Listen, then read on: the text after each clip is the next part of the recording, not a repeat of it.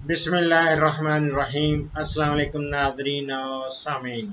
ख़ुसूसन गोट farming में beginners जो ये स्टार्ट कर रहे हैं या जिन्होंने बकरियां पाल रखी हैं और वो मुतअद्दिद मुख्तलिफ़ किस्म की बीमारियों के वजह से बहुत परेशान हो जाते हैं और उनके लिए और मुझे कॉल्स करते हैं और कहते हैं कि डॉक्टर साहब आपका हर वक्त ऑन नहीं होता।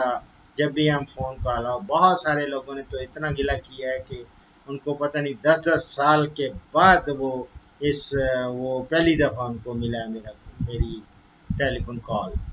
हालांकि मैं रोज़ाना 11 बजे से 1 बजे तक होता हूँ। आज 16 अगस्त है और इस वक्त 10:15 बज गए हैं। 11 बजे मैं इंशाल्लाह कॉल्स लूँगा जो रेगुलर कॉल्स हैं। तो उससे पहले मैंने वक्त को गनीमत जानते हुए और गोट फार्मिंग के सिलसिले में एक एक डिजीज़ को ले रहा हूँ और वो आपकी खिदमत में पेश कर रहा हूँ।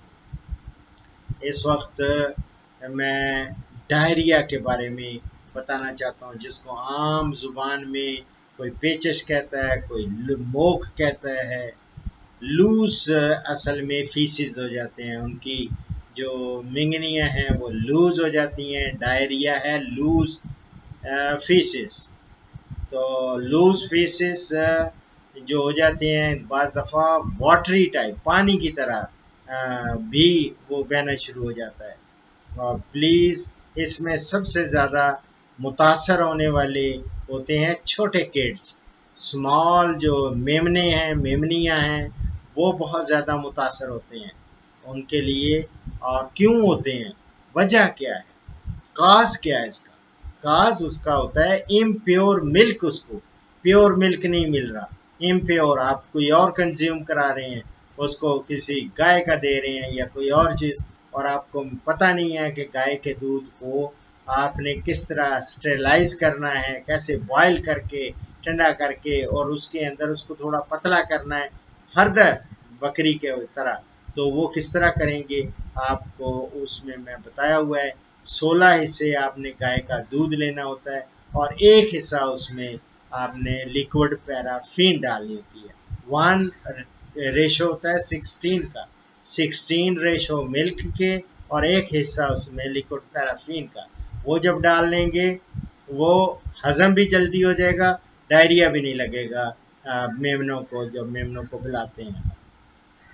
और बाकी बाज़ औक़ात देखा है छोटे बच्चों में ज़्यादा जो बोली होती है, बोली होता है उसको कहते हैं कोलोस्ट्रम। कोलोस्ट्रम्स जो है वो भी ज़्यादा पी ले तो फिर भी उनको डायरिया हो जाता है, उनका लूज़ हो जाता है, फीसिस जो है लूज़ हो जाएंगे, पेट लूज़ हो जाएगा। तो ये और इसके अलावा और काज क्या हो सकता है, ये जो होता है ना एनवायरनमेंट या क्या कहेंगे ये जब मौसम बदलता है, मौसम की चेंज के साथ मौसम, तो ये भी देखा गया है जब मौसम बदल रहा हो तो तब भी डायरिया हो जाता है। ये भी एक काज बन जाता है इसका। और मेरी जान ये आप इसके अलावा कुछ वायरस और उसकी वजह से भी होता है। कई दफ़ा इंटरनल अंदरूनी किरम जो होते हैं, पैरासाइट्स होते हैं अंदरूनी किरम, वो भी वजह बनते हैं पेट को लूज करने में या फीसिस को लूज करने में। तो लिहाजा एंडो और एक्टो पैरासाइट्स का भी मैं आपको आइंदा प्रोग्राम से पाएंगे तो वो बताऊंगा कि किस तरह आपने उनका भी इलाज करना है। लेकिन ये मैंने आपको बताई हैं काजेस, यानी कि वजूहात जो डायरिया की कौन कौन सी बनती है। ओवर फीडिंग हो जाती है, उससे भी लूज हो जाता है। और आपको मैंने बता दिया बच्चे ख़ास तौर पे मेमने वो जब होते हैं मुतासर तो वो ज़्यादा यानी कि इम्प्योर जो प्योर दूध नहीं होता वो पीते हैं, या उनको हम लोग जो है कोलोस्ट्रम यानी घोली है वो ज़्यादा पी लेने से। और इसी तरह दूसरी जो है वो जब मौसम बदल रहा हो तब भी बीमार हो जाते हैं और उनमें डायरिया देखने में आया है। और तीसरा मैंने आपको बताया कि वायरस भी काज बनती है और अंदरूनी किरम अलहदा से वो भी बनते हैं। अब रहा कि इनकी अलामात क्या हैं, और वो आपको पता है, ऐसे लगता है जैसे कि एक तो पेट में दर्द महसूस करता है जानवर, बकरी, बच्चा, मेमना, बकरा हो, अगर जब भी उसको लूज मोशन होते हैं, जब पेट खराब होता है तो वो पेट में दर्द महसूस करता है। फिर वो खाने में कोई इंटरेस्ट नहीं लेता, ना वो मुंह मारेगा लेकिन वो खाएगा नहीं, खा नहीं सकेगा। और उसके फीसिस जो होते हैं वो पतले होते जाते हैं, बाज़ औक़ात तो पानी की तरह बहना शुरू हो जाते हैं। उसको हम कहते हैं watery faeces, watery faeces you'll find.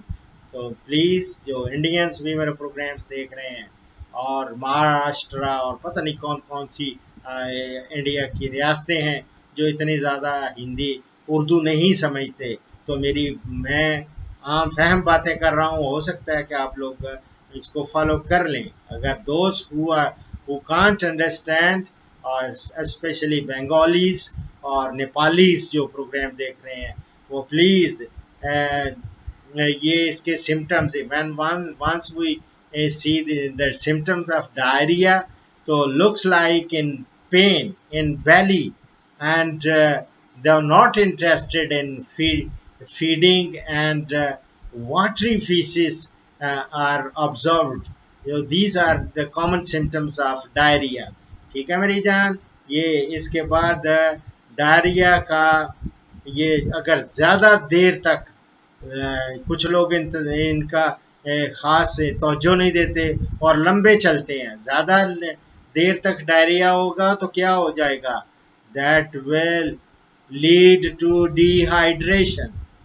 Dehydration यानी उसमें पानी की कमी हो जाती है जिस्म में, और जब डिहाइड्रेशन हो जाए और वो खड़े ही नहीं हो सकते, बकरियां, मेमने, बकरे, जब ज़्यादा डिहाइड्रेशन हो जाए तो उनका खड़ा होना बड़ा मुश्किल होता है, गिर जाएंगे, और बैठ जाएंगे तो उठेंगे नहीं। तो दीज आर द सिम्टम्स। और इसके अलावा आंखें अंदर की तरफ आपको देखा होगा धंस जाती हैं। And for Indians, for other please, diarrhea, if the diarrhea persists for long time, body may go with dehydration, cannot stand, and goat's eyes and temple get sunken। वो उनका जो कोख है वो भी अंदर की तरफ धंस जाती हैं, आंखें धंस जाती हैं। जहाँ तक रहा treatment, very very I will give you, मैं हमेशा जो ट्रीटमेंट देता हूँ आपको, देसी भी देता हूँ, दूसरी चीज़ भी देता हूँ। तो प्लीज़, जो ये बड़ी ही इम्पोर्टेंट है, इसको आपने सीरियसली डायरिया को लेना है। और उसके लिए आजकल एक डायरोबान डायरोबान साशे मिलते हैं, वो डायरोबान ले सकते हैं, या लिक्विड फॉर्म में नो स्कोर वो आप पिला सकते हैं इनको, ऊपर लिखा होता है प्रेस्क्रिप्शन में, और वो जो दिया होता है कि कितना आपने इनको पिला सकते हैं बॉडी वेट के हिसाब से। तो बॉडी वेट के हिसाब से आप वो दे सकते हैं, दें आप इनको डायरोबान। वो तो डायरोबान तो आम पानी को भी कोशिश करें बॉयल करके और उसको ठंडा कर लें, और उसके अंदर आप डायरोबान को हल करें। और एक बकरे के लिए आम नॉर्मल वेट का हो तो 1 या 2 साशे वो आप घोल लें। बच्चा छोटा है तो उसके लिए भले आधा साशे और थोड़ा पानी में वो घोल के, और साथ उसके आपने नमकोल होता है, नमकोल, ये दिस इज ये है आपका अल्लाह अकबर, हम लोकल ज़ुबान में इसको नमकोल कहते हैं। और ये आपको आम दुकानों से, आम मेडिकल स्टोर से मिल जाते हैं। इसके भी साशे मिलते हैं। तो ये आपने उसके अंदर डाल लेना होता है और नमकोल को आप इस्तेमाल कराएंगे, इंशाल्लाह ताला आप देखेंगे कि इसका बेहतरीन इसका हल है। और इसके अलावा आपको मैं और भी चीज़ें देता रहता हूँ। ORS is नमकोल।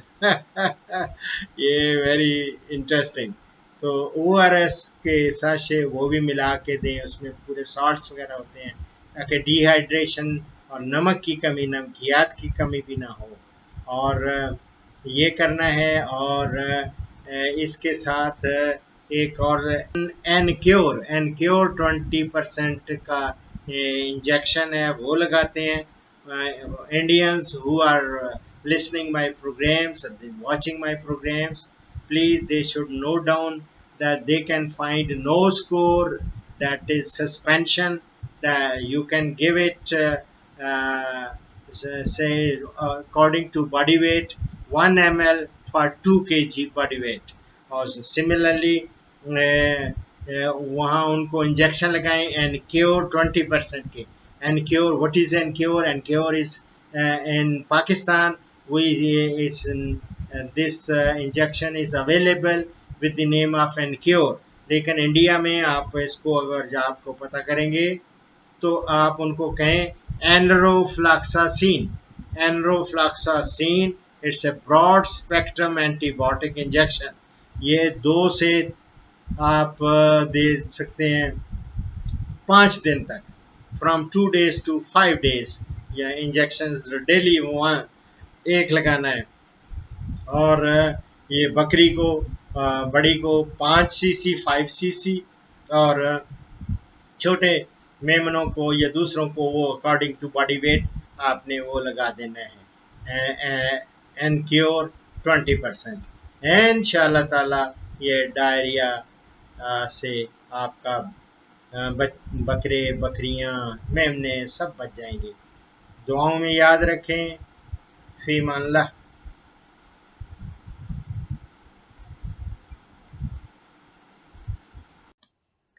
इस प्रोग्राम का इख्तिताम इस हदीस मुबारक पर कर रहा हूँ। हज़रत अबू हुरैरा रज़ी अल्लाह ताला अन्हु से रिवायत है कि रसूलुल्लाह सल्लल्लाहु अलैहि वसल्लम ने फरमाया, तुम में कामिल तरीन मोमिन वो है जो अखलाक में सबसे अच्छा है, और तुम में सबसे बेहतर वो है जो अपनी औरतों के हक में सबसे बेहतर है। ये मैं तिरमिजी से कोट कर रहा हूँ। दुआओं में याद रखें। फीमाल्लाह। पाकिस्तान, हिंदुस्तान और बांग्लादेश से कॉल्स जुम्मा के सिवा रोज़ाना सुबह 11 से दोपहर 1 बजे तक ली जाएंगी और यूरोप और बैरून ममालिक से कॉल्स शाम 4 बजे से 5 बजे तक ली जाएंगी। इन औकात पर 0333 5121 879 पे डॉक्टर अशरफ साहिबजादा से रब्ता करें। शुक्रिया।